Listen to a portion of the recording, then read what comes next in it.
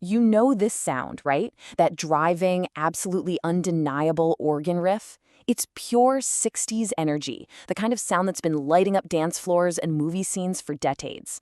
But have you ever stopped to think about the story behind that sound? Well, let's get into it. Yeah, pretty much the whole world knows songs like Gimme Some Lovin', but the story of the band that made them is just as incredible. And here they are, the classic lineup: Muff Winwood, Spencer Davis, Pete York, and the one and only Steve Winwood. So, that's really the big question, isn't it? We all know the music. It's part of our DNA at this point. But who were the guys who actually created it? Let's fix that right now. We are, of course, talking about the Spencer Davis Group. They were a British R&B and rock band that came together in Birmingham back in '63, and they really helped shape the sound of that whole decade. I mean, just look at this list. These are absolute powerhouse tracks. We're talking about a catalog that's just wall-to-wall hits. And this wasn't just a fluke. Get this. Keep On Running and Somebody Help Me both went straight to #1 in the UK charts. So how in the world did a band this good come together? Well, the whole story really hinges on one single unbelievable discovery. So picture this. It's 1963. A guitarist named Spencer Davis is hanging out in a Birmingham pub, and he sees these two brothers on stage. Their names, Muff and Steve Winwood. And Davis knew, right then and there, he just found his secret weapon. 14. Let that sink in for a second. That's how old Steve Winwood was when he joined the band. That voice, that huge, soulful, almost ancient-sounding voice you hear on all those records, it belonged to a 14-year-old.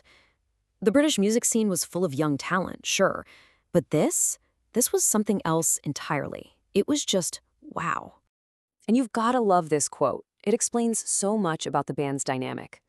People always wondered, why wasn't it the Steve Winwood band? Well, according to his brother Muff, it was pretty simple. Let Spencer do all the talking to the press so the rest of them could catch up on sleep. It's just so perfectly practical. Okay, so you've got the lineup locked in, you've got a teenage prodigy on vocals. The fuse was officially lit. It wasn't long before their sound exploded way beyond Birmingham, and they had a full-on transatlantic breakthrough. And when it happened, man, it happened fast. Their climb was just meteoric. They totally owned the UK charts in '65 and '66. Then, by the end of '66, Gimme Some Lovin' cracks America wide open, hitting the top 10. And they did it again, almost immediately, with I'm a Man. They literally went from a pub band to an international sensation in what felt like the blink of an eye. And the scale of this success was just staggering. We're talking over 1 million copies sold for Gimme Some Lovin', and then another million for I'm a Man. That's gold record territory. They weren't just a cool band. They were a commercial juggernaut. But you know how these stories so often go in music, right?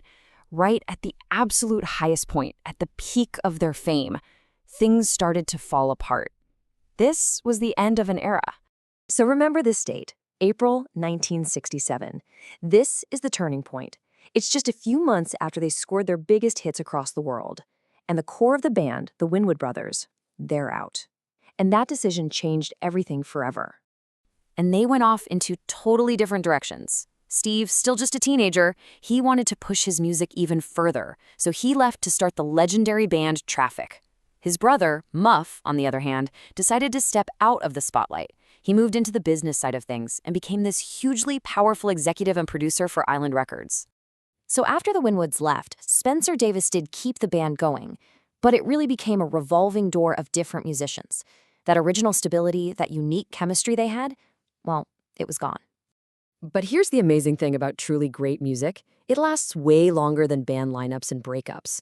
The Spencer Davis Group, the band, might have changed, but their influence? Oh, that was just getting started. You can see just how powerful their legacy is by looking at who covered their songs.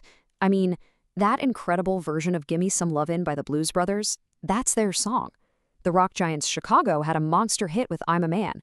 And even jam band pioneers like the Allman Brothers and the Grateful Dead were working their music into their live shows. That's real influence. So the big takeaway here is just the incredible staying power of their sound. It's proof of their brilliant songwriting and that once-in-a-generation voice.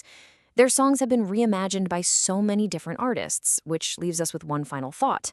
Of all the amazing covers out there, which one do you think is the most iconic?